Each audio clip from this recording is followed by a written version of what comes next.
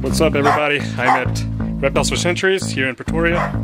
First, I'm going to highlight these rats. So you breed your own rats? Yeah. So basically, I breed all of my own rats. I do buy in sometimes. Good. Just for new bloodlines and if I have a shortage. So Okay. basically, all of the big tubs is where we keep our breeders in.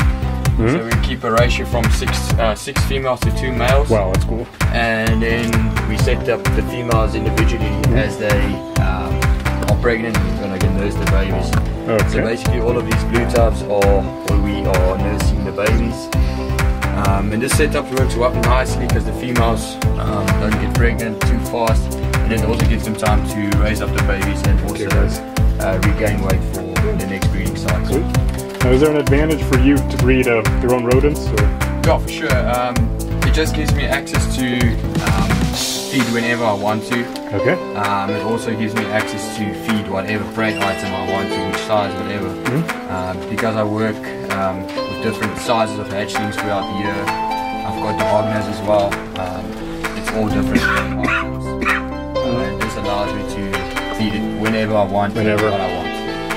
So you don't order like a bulk at a time? You know, there's a certain part of the year which my animals, well, my rodents breed less, and then I have to cull them all. Then I buy in a bulk of, let's say, 1,000 rats plus minus, and I would raise them up and replace all my breeders. This is a tricolor hognose. These are from like the Central American region. Because remember, red touches yellow is a friendly fellow, red touches black is a friend of Jack. Same thing with the hognose, you guys remember from your middle school riddles. Yeah. So basically, well, according to what I'm working with. Have a look at that. Okay, sure. This is a citrus. Yeah, citrus. Yeah. Have a look at that, guys. So, kind of. So it's a bit reddish compared to the normal hognoses. It throws some jag type animals as well. I'll show you now what I've produced the super citrus. Citrus conda. Have a look at that, guys. That's the citrus gene with the anaconda. The reason why it's called an anaconda because the patterns kind of look like a green anacondas, but this is a really cool animal here, I tell you. Let me get another one, try and show you. One is not in shed. Here's a better example. Have a look at that. It's also in shed now, unfortunately. It's a super. Oh, she's beautiful. Looks like a puff adder, man. Yeah, reminds me. I was about to say she reminds me a little bit of a puff adder. And have a look at that pose. It's kind of they usually with a flatten their necks out, much like a cobra. But oftentimes, these aren't venomous whatsoever.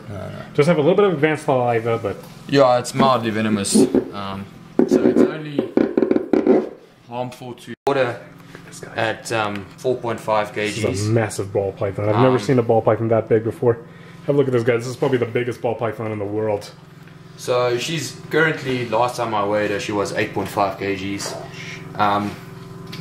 Weirdly enough, I don't feed her a lot.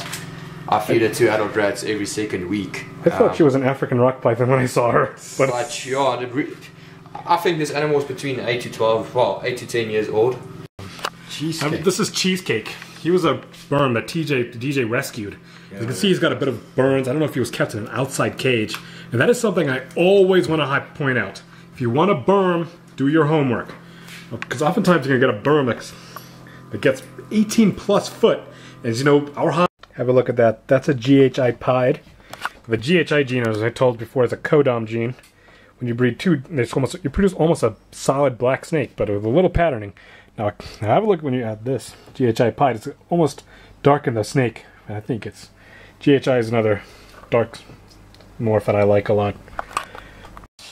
Have a look at that spot-nosed clown. Now this is, we saw that Batman gene a while ago. This is the snake without, this is the pet snake without the leopard though. But this is still one beautiful, interesting, cool pattern snake. Yeah, and she's also... Have a look at that clown right there. This is a clown with a spot nose, and just have a look when you compare to the... This is the world's first leopard spider puzzle clown. Clown puzzle is double recessive. Have a look at that beautiful desert goats. There are a couple ghosts. Got the desert ghosts, we got the regular ghosts, and I think desert. Yeah, Oh, a bunch of more. yeah. This thing is by far the most beautiful. Have a look at this. This is when you add spot nose fire. What did you say? Oh no, it's a leopard. A leopard fires. fire. Let's have a look at how beautiful that snake is. A firefly leopard clown. Firefly gene is a fire pastel, but in those things, Thinking of calling a Zulu. a Zulu ball. Have a look at that. Yeah, so Hopefully, we can prove that out to be genetic. Because look at how I think it's a dark thing. I think kind of reminds me of a black pastel a little bit. it is genetic. Look at these orange dream pieds here. This is just a regular orange dream pied here.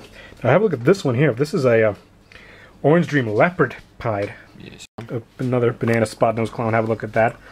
It's a beautiful. Have a look at this beautiful pattern here. Much like a clown. So this is a female. So hopefully we can add some red stripe, Oh yeah, that's gonna look amazing. possibly GHR red stripe, black pastel, or something like that. That would be incredible.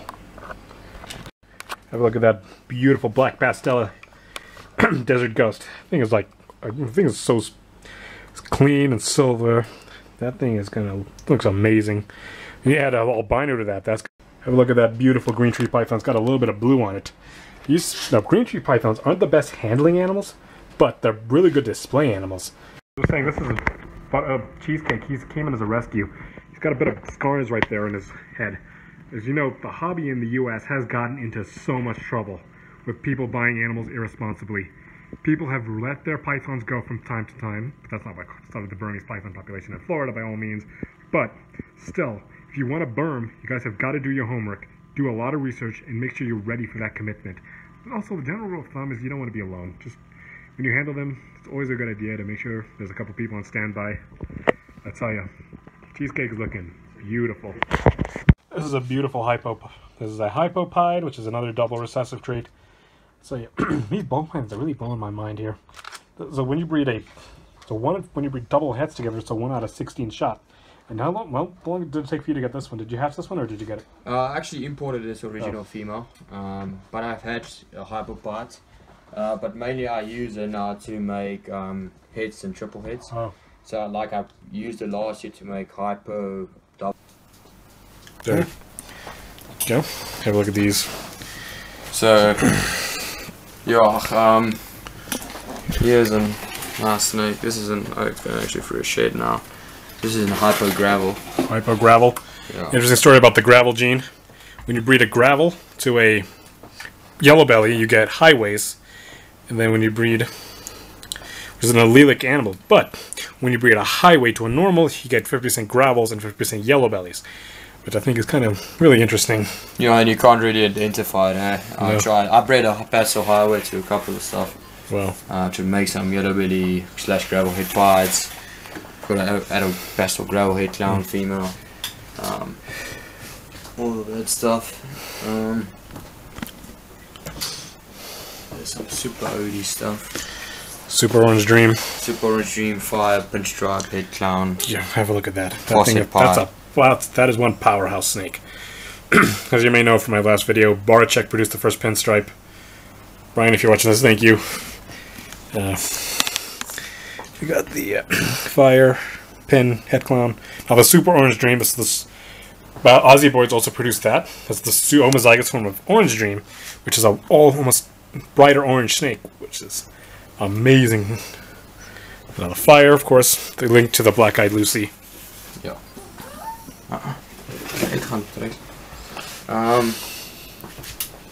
Yeah, you should tell me if you want to see something else. Sure. You can just. I just want to take this dog out. Sure, go ahead. Come on. I like some of your green trees.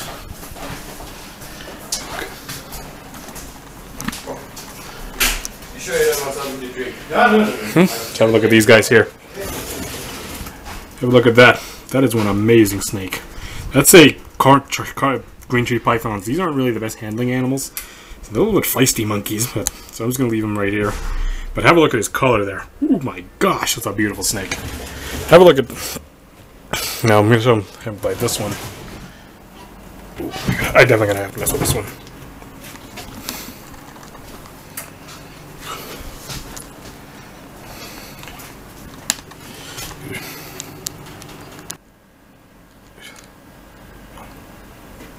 Just press.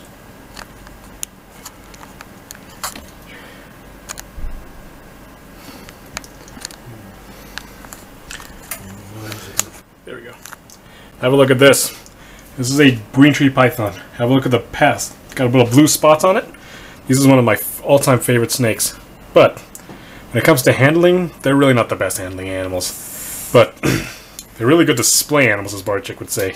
So if you want a snake that's really nice to set up in your living room, a green tree python would be the perfect display snake. But have a look at how beautiful those blue spotters. Believe it or not, some green tree pythons are actually blue. I've seen that are all blue. That's the Ferraris of green tree pythons. Forrest Fanning in Indiana. Forrest, if you're watching this, go Colts, even though we suck now. But he's got some green tree pythons that are all blue, and they just look fantastic. So let me just help you. There's a bed at the back. I'm getting new racks for mate for these. Nice. These are one of the babies I produced myself. It's got a big, didn't show his pinky yesterday. I think we just grab it and leave it. Let me just take it out before. Okay, sure. Okay, so he's gonna highlight this one here. That one's more green trees. Have a look at that, beautiful. No, she's eating. This spray item's just too big. I wasn't here yesterday, so I asked my worker to feed. He doesn't really know. So the other ones are currently at another place. This is a newborn baby. When they're born, they're often red. Because sometimes they still hang on to their red coloration, believe it or not. Part of some of it. Not all of it, but this is just a cute little monkey here. He's always a little feisty. Yeah, so I've got more babies. I just sent them to another guy to help me and feed them because I'm struggling a bit with the feeding. It's only my second season breeding them, so. Okay. Let me show you this side. So this side is just some for sale animals, and I've got this stuff is leaving soon to be exported as well. I had my first clutch come out recently. So they're in deep shed now. Have a look at these clutch of monkeys here. So these beautiful pieds, hat pieds. So this was appearing from lavender pied to orange stream clown head pied. Wow. So this is an orange stream pied double head clown lavender. Oh, it's gonna look amazing. So I've got some lavender head clown boss head pieds females. And this is a boy, so hopefully I can get him ready in time for the season. He's a bit small, but hopefully, you know, and produce some orange stream lavender clown pieds, orange stream clown dreamsicles. Nice. Look at orange stream right there. Yeah, orange stream triple hit for lavender pied. This clown. That's amazing. It's always a bummer when you have this. When you first get a new mutation, you think it looks co-dominant, then it turns out to be recessive, and you gotta wait a little longer. But yeah, I know for sure. look at the size of this guy here. Look at this one chunky monkey. These are all imported animals, so we don't know what locality they are. Some would have blue. There we go. Thanks, Dad.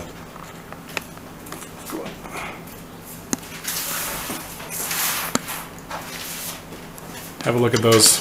This is a. Take a look at that. These one chunky monkey. Does those have blue on it? Yeah. So this female is actually imported from, I think, Christian Stewart.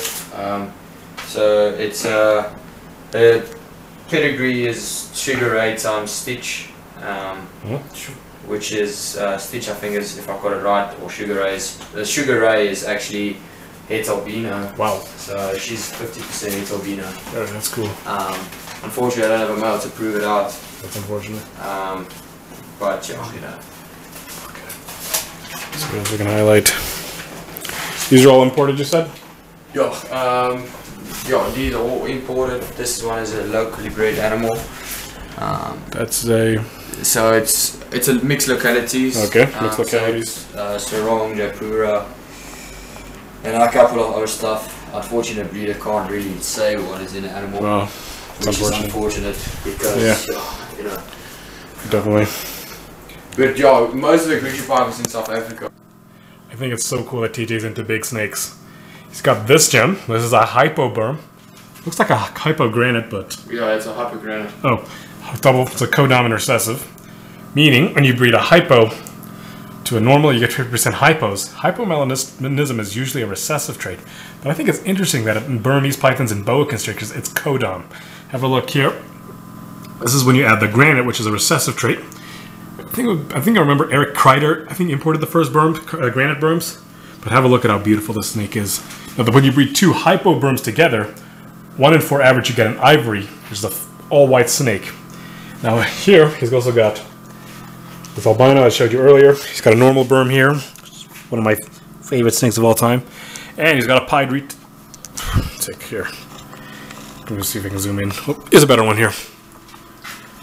Have a look at that pied retic. The pied retic is a recessive trait. I gotta tell you, these are rare in the US as well. In fact, these have made it all the way to South Africa, I think is really cool. These are some beautiful, my favorite mutation in any snake has got to be the pied. Bob Clark, if you're watching this, thanks for the pied berms, retics. I think they've become much more docile too. Yeah. I had an amazing time at DJ's, Reptiles For Centuries. Gonna put a link for his channel, show him some love. Gonna send out his Facebook page and show him some love there. Brian Barczyk says, smash that like button, turn your post notifications on so you know when I upload, be kind to someone. Brian Cusco says, take care of yourselves, take care of each other. Dave Coughlin says, feed your reptile obsession, and rattle on. Miguel from the Ways Evolving Python says, deuce. Have an amazing week, and whenever you happen to be watching, God bless.